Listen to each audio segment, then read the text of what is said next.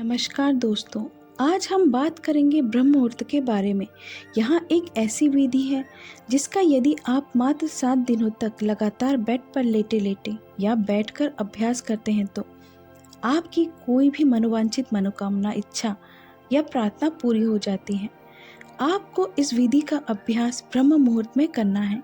इसीलिए सबसे पहले हम ब्रह्म मुहूर्त के विषय में विस्तार से चर्चा करेंगे और फिर इसके विधि के बारे में बात करेंगे। ब्रह्म मुहूर्त प्रातःकाल के उस विशेष 1 घंटा 36 मिनट के समय को कहते हैं जो सुबह 4:24 से लेकर 6 बजे तक रहता है। लेकिन इस समय में कुछ और भी मान्यताएं हैं। अगर हम प्राचीन ग्रंथों का अध्ययन करें तो उनके अनुसार रात्रि को 4 कालों में विभाजित किया गया है, जिसमें पहला काल है रुद्रकाल। रुद्रकाल शाम 6 बजे से लेकर रात्रि के 9 बजे तक प्रभावी रहता है। उसके बाद दूसरा काल है राक्षस काल। राक्षस काल या रात्रि के 9 बजे से लेकर 12 बजे तक प्रभावी रहता है। फिर उसके बाद तीसरा काल है गंधर्व काल। गंधर्व काल रात्रि 12 बजे से लेकर भोर के 3 बजे तक प्रभावी रहता है। और फिर आता है चौथा काल, यानी कि जिसे अंतिम प्रहर भी कहा जाता है। वहाँ है मनोहर काल। मनोहर काल भोर के 3 बजे से लेकर सुबह के 6 बजे तक प्रभावी रहता है।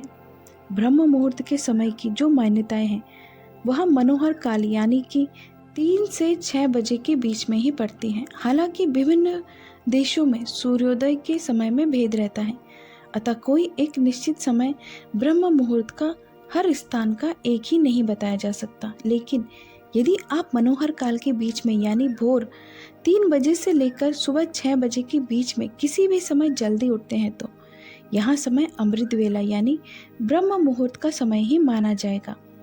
अगर हम ब्रह्म मुहूर्त का शाब्दिक अर्थ को समझने की कोशिश करें तो ब्रह्म का मतलब होता है देव, अर्थात जो ज्ञान के देवता हैं, और मुहूर्त अर्थात समय खंड यानी एक ऐसा समय जिसमें हम ज्ञान को समझने का प्रयत्न करते हैं।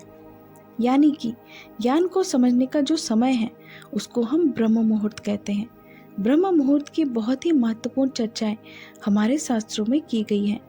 ब्रह्म मुहूर्त में जो ब्रह्मांड है और जो देव शक्तियां हैं वह वातावरण में विचरण करती रहती हैं।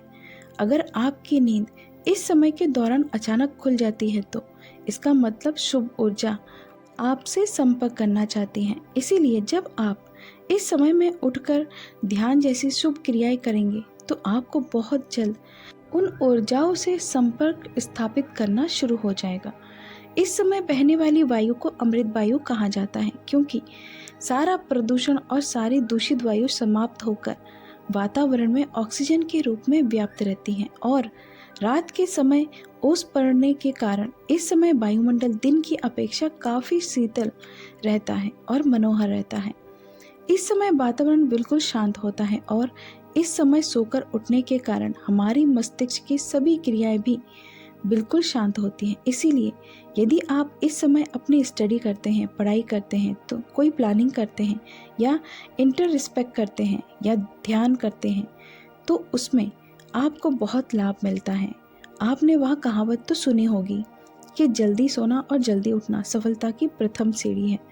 इसीलिए यदि आप भी सफल होना चाहते हैं तो ब्रह्म मुहूर्त में उठना शुरू करें।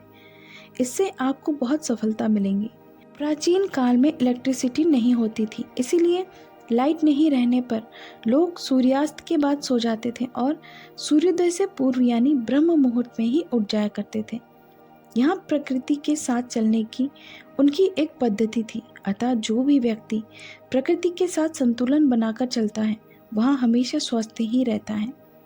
और यहाँ भी देखा गया है कि जो लोग प्रातःकाल जल्दी उठते हैं वह बिल्कुल स्वस्थ रहते हैं, और अक्सर वहाँ लोग जो नाइट शिफ्ट में काम करते हैं उनको स्वास्थ्य संबंधी समस्याएं आने लगती हैं।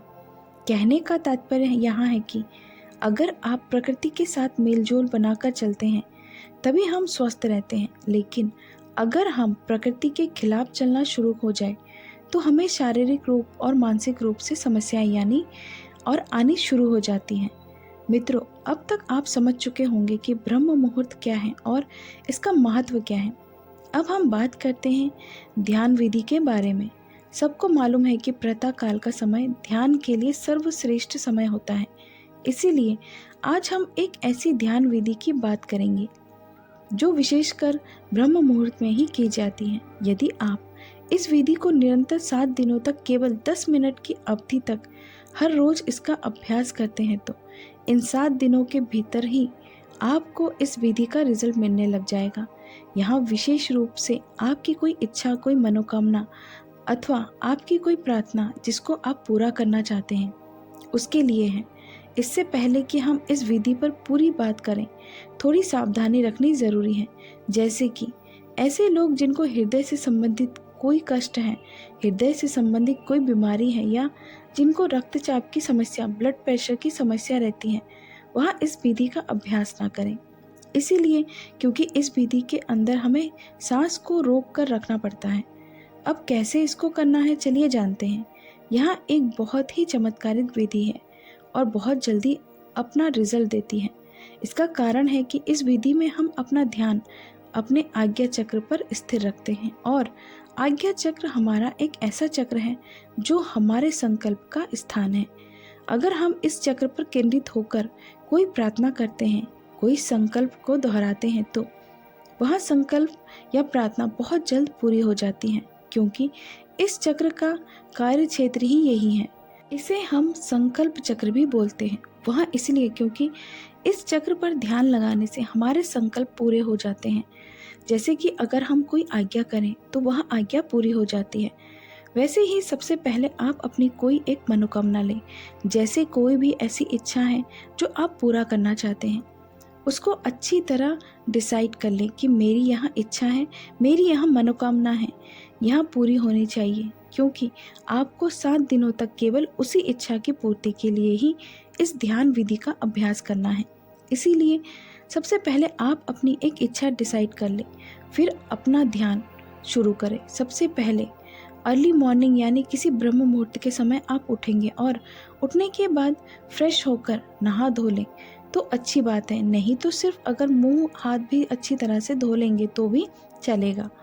और फिर उसके बाद आप अपने घर के मंदिर में, पूजा स्थल में या अपने ध्यान स्थल पर होकर बैठ जाएं। ध्यान रखें कि वह जगह ऐसी हो जहां से बाहर की प्राणवायु भी आपके कमरे के भीतर प्रवेश करती हो, क्योंकि इस विधि को हम प्रातःकाल ब्रह्म मुहूर्त में करते हैं। अतः इस समय आपको शुद्ध प्राणवायु की ज़रूरत रहेगी। तो ऐसे स्थल पर बैठना है जहाँ पर खुली हवा आपको अपने रूम में आती रहे। और जब आप ध्यान स्थल पर होकर बैठें तो कमर सीधी करके और गर्दन सीधी करके दोनों हाथों को घुटनों पर रखकर बैठ जाएं। इसके बाद मुट्ठी बंद कर लें और पहले 2-3 मिनट अपने मन को शांत करें और शरीर को स्थिर करें। जब आपका मन शांत हो जाए, शरीर स्थिर हो जाए तथा श्वास सामान्य हो जाए, फिर आपको अपना ध्यान अपनी आज्ञा चक्र पर लेकर जाना है। आज्ञा चक्र यानी कि दोनों बाहों के बीच में जहाँ पर हम तिलक लगाते हैं या स्त्रियां बिंदी लगाती हैं, उस स्थान पर आप अपने अवधारणा को, अपनी अटेंशन को लेकर आएंगे और वहीं पर पूरा समय आप अपना ध्यान बनाकर रखेंगे। जब आपको इसी जगह पर लगातार अपने मानसिक नेत्रों से इस स्थान को महसूस करते रहना है। जब आप अपने मानसिक नेत्रों से इस जगह को महसूस करते रहेंगे तो आपका ध्यान यहाँ पर बनाए रहेंगे और रखेंगे। फिर आप एक लंबी गहरी सांस भरेंगे और लंबी गहरी सांस भरकर उसको अंदर ही रोक कर रखेंगे। जब आप अपनी सांस को अंदर भरकर रोक लेंगे और उस दौरान आपका ध्यान भी आज्ञा चक्र पर टिका रहेगा, उस समय आप अपने इष्ट देवी देवता या गुरु का चित्र अपने आज्ञा चक्र पर देखेंगे और अपने इष्ट देवी देवता या गुरु का चित्र अपने आज्ञा चक्र पर देखते हुए और सांस को अंदर रोक कर रखते हुए आप प्रार्थना या संकल्प करेंगे या अपनी इच्छा को दोहराएंगे।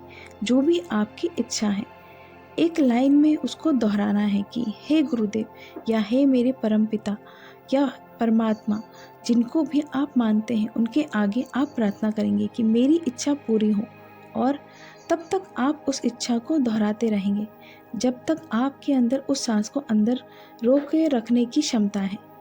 वह सांस अपने अंदर 10 सेकंड भी रोक सकते हैं या 20 सेकंड भी रोक सकते हैं या फिर 30 सेकंड भी रोक सकते हैं, जितनी आपकी क्षमता है। जितना हो सके बिना कष्ट के आप अपनी सांस को अंदर रोक सकते हैं। इसके बाद ध्यान आज्ञा चक्र पर बनाए रखेंगे और अपने मन की आंखों से अपने इष्ट देवी देवता या गुरु का स्मरण करते रहेंगे और बार बार अपनी इच्छा को रिपीट करते रहेंगे तब तक जब तक कि आपकी सांस अंदर रुकी हुई है। जब आपको लगे कि इससे ज़्यादा आप अपने सांस को अंदर नहीं रोक सकते हैं तो फिर धीरे से मुंह से सांस को बाहर निकाल देंगे। याद रखें कि आपको अपनी सांसों को नाक से बाहर या भरना है और बाहर मुंह से निकालना है। इस तरह यहाँ एक चक्र पूरा हुआ। फिर आप 15 या 20 सेकंड तक थोड़ा सा रेस्ट करेंगे और सामान्य स्थिति में बैठे रहेंगे। रेस्ट के बाद तुरंत दूसरा चक्र शुरू करना है, यानी कि फिर से एक लंबी गहरी सांस भरना है, सांस को अंदर ही रखना है, फिर अपने ध्यान को आज्ञा चक्र पर टिकाना है। इसके बाद अपने मन में इष्ट देवी देवता अथवा अपने गुरु का चित्र निहारना है और इन सभी चीज़ों के साथ दोबारा अपनी प्रार्थना को फिर से रिपीट करना है। अपने संकल्प को, अपनी इच्छा को फिर से दोहराएंगे और तब तक दोहराएंगे जब तक या जितनी देर आपकी सांस अंदर रुकी रहेगी और जब आपको लगे कि इससे ज़्यादा आप सांस को नहीं रोक सकते हैं तो सांस को मुंह से बाहर निकाल दें और फिर कुछ सेकंड तक रेस्ट करेंगे। इस तरह यहाँ 2 चक्र हुआ।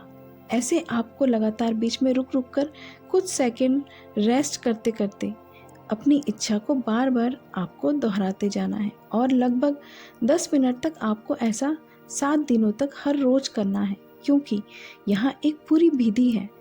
इसीलिए आपको 7 दिनों तक सच्चे मन से इसे पूरा करना ही करना है, तभी आपकी सारी इच्छाएं पूरी हो सकती हैं। अगर आपने बीच में मिस कर दिया या छोड़ दिया तो आपकी मनोकामनाएं पूरी होने की संभावना कम है। आखिरकार ऐसा क्यों होता है और इस विधि की साइंस क्या है? पहली बात, हमारा आज्ञा चक्र जैसे मैंने आपको पहले भी बताया है, यहाँ हमारा संकल्प का स्थान है, यहाँ हमारा आज्ञा का स्थान है, तभी इसका नाम आज्ञा चक्र पड़ा है। इसीलिए जब हम इस स्थान पर आकर कोई आज्ञा करते हैं, कोई प्रार्थना करते हैं या फिर कोई संकल्प करते हैं तो वहाँ आज्ञा, वहाँ संकल्प, वहाँ प्रार्थना पूर्ण हो जाती है। हम जो भी आज्ञा चक्र पर केंद्रित होकर कोई ऐसी चीज़ की डिमांड करते हैं तो वह डिमांड पूरी हो जाती है, क्योंकि यहाँ इच्छा पूर्ति का स्थान है। और दूसरी बात, जब हम इस प्रकार से सांस को अंदर रोकते हैं तो क्या होता है, इससे हमारी पूरी बॉडी में एक इमरजेंसी की सिचुएशन आ जाती है। जब हम इतनी देर तक सांस को रोकते हैं तो क्या होता है, हमारा दिमाग रुक जाता है, हमारे विचार रुक जाते हैं।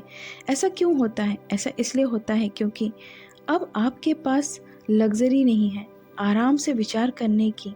इसीलिए जब आप अपना सारा ध्यान अगर किसी एक चीज़ को चुनकर लगाएंगे तो उसी स्थान पर आपका ध्यान लगा रहेगा, यानी कि आपका मन पहले से ज़्यादा एकाग्र हो जाएगा। तो जब आप सांस को भरकर रोकते हैं तो यहाँ दूसरी महत्वपूर्ण चीज़ है। और तीसरी बात यहाँ है कि जब आप इस प्रकार एकाग्र हो जाते हैं और बार बार अपनी मनोकामना को रिपीट करते हैं तो क्या होता है, इससे धीरे धीरे आपकी वह इच्छा आपके चेतन मन से अपचेतन मन में चली जाती है।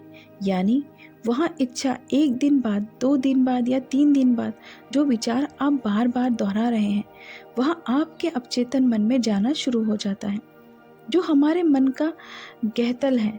और अगर आप किसी विचार को अपने अपचेतन मन में यानी कि अपने सबकॉन्शियस माइंड में उतार देते हैं तो लॉ ऑफ अट्रैक्शन के अनुसार वह इच्छा आपकी पूरी हो जाती है। यही इसकी साइंस है। इसमें तीनों चीज़ें विशेष रूप से कार्य करती हैं। पहला, आज्ञा चक्र, क्योंकि यहाँ आज्ञा का स्थान है इसीलिए हमारी आज्ञा को पूरी करता है।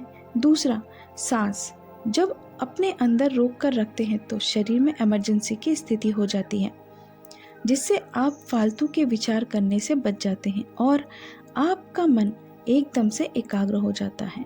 तीसरी चीज़, जब आप अपने अपचेतन मन को खोल रहे होते हैं तब आपकी जो इच्छा है वह आपके अपचेतन मन में चली जाती है, जिससे इस इच्छा पूर्ति के द्वारा खुलने शुरू हो जाते हैं। और एक और जो सबसे महत्वपूर्ण बात, वह आप इस विधि को ब्रह्म मुहूर्त के समय कर रहे हैं।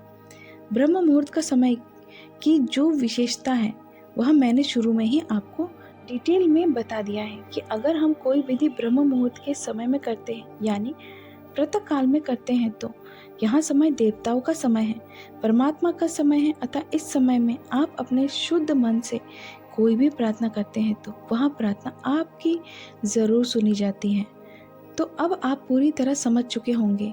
अगर आप भी कोई संकट में फंसे हुए हैं और आप उस संकट से बाहर निकलना चाहते हैं तो उस संकट से बाहर निकलने के लिए आप इस प्रकार से ध्यान करेंगे, या आपकी कोई बहुत ज़रूरी कोई आवश्यक इच्छा है या मनोकामना है या कोई ज़रूरत है जिसे आप जीवन में पूरा करना चाहते हैं तो उस इच्छा या ज़रूरत को आप इस विधि से अपने जीवन में पूरा कर सकते हैं।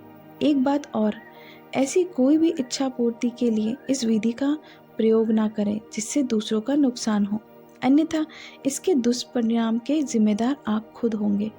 आप इस विधि का अभ्यास सच्चे मन से करें क्योंकि यह विधि हमारी आजमाई हुई विधि है।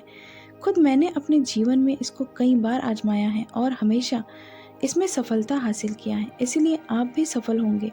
इसका अभ्यास निरंतर करें, आपको बहुत लाभ होगा। आपको आज की हमारी प्रस्तुति कैसी लगी कमेंट में ज़रूर बताएं। मिलते हैं अगली वीडियो में, तब तक के लिए अपना ख्याल रखें और कमेंट में लिखें, thank you universe, I am smart, I am blessed, I can do anything.